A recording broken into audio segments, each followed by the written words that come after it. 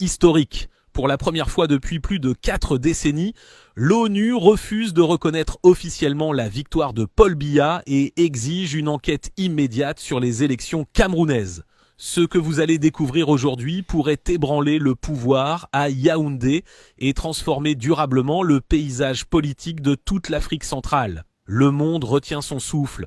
La plus haute instance internationale vient de briser un tabou diplomatique qui semblait inviolable depuis 1982. N'oubliez pas de laisser un like et de vous abonner pour suivre cette crise historique minute par minute. Ce qui se joue au Cameroun n'est pas seulement une élection contestée, c'est l'histoire d'un peuple qui se réveille et d'un régime vieux de 43 ans qui vacille sous vos yeux.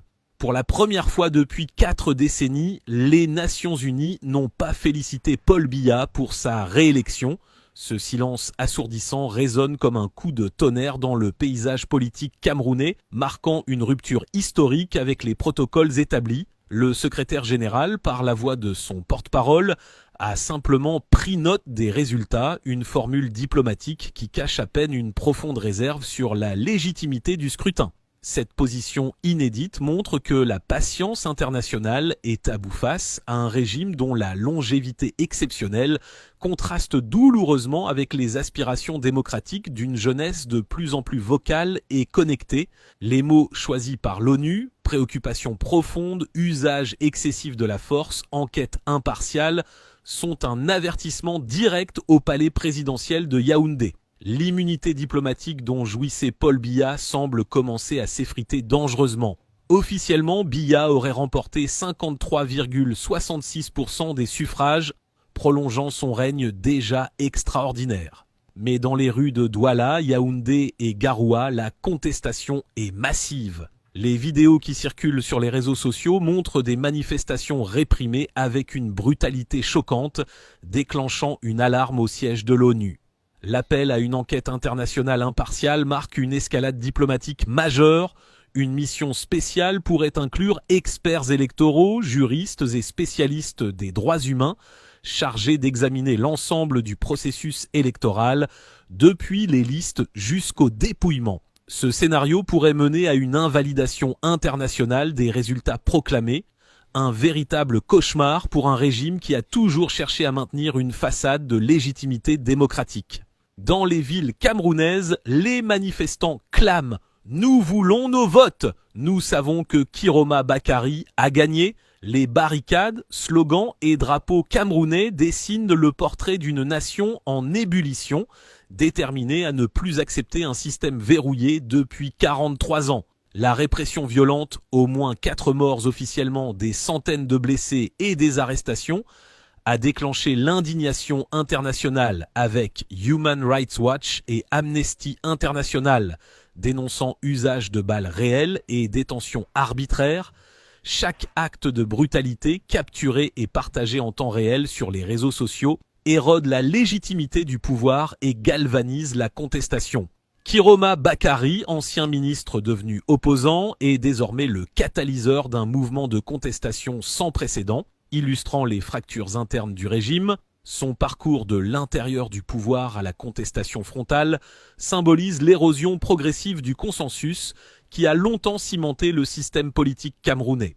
Paul Biya, 92 ans, le plus vieux chef d'État en exercice, incarne un pouvoir omniprésent mais physiquement absent, alimentant les interrogations sur sa capacité réelle à gouverner. La majorité des Camerounais n'ont jamais connu d'autre président, créant un fossé générationnel profond.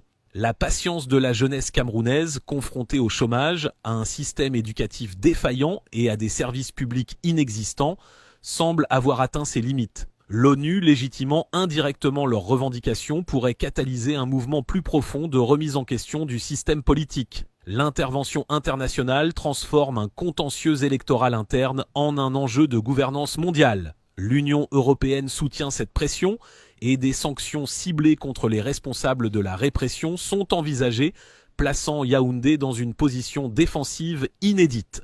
Face à cette crise, le gouvernement oscille entre répression et tentative d'apaisement, révélant les divisions internes du cercle rapproché du pouvoir. Les faucons plaident pour un durcissement, tandis que les réformistes cherchent des concessions limitées pour désamorcer la crise.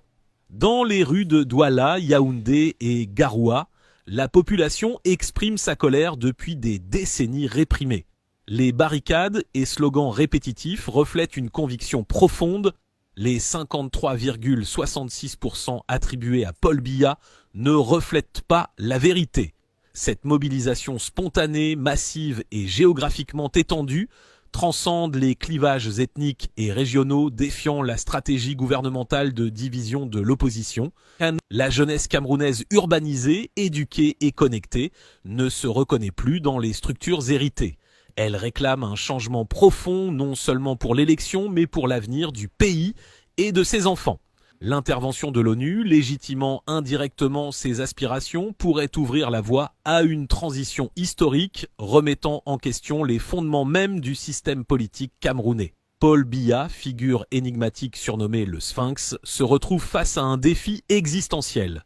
À 92 ans, son régime, longtemps perçu comme immuable, est vulnérable pour la première fois depuis 4 décennies. L'histoire africaine montre que des dirigeants de longue date réagissent souvent par la répression.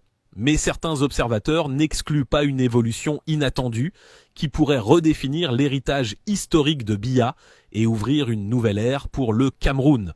Les rues et les voies de Douala, Yaoundé et Garoua témoignent d'un moment historique où la population réclame justice et transparence. La jeunesse est sortie, déterminée à ne plus être ignorée.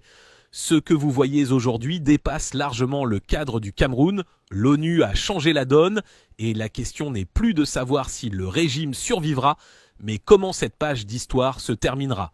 Merci d'avoir regardé, likez, commentez et abonnez-vous pour suivre cette crise historique minute par minute. Demain, nous vous tiendrons informés des derniers développements de ce séisme politique qui pourrait redessiner l'avenir de l'Afrique centrale.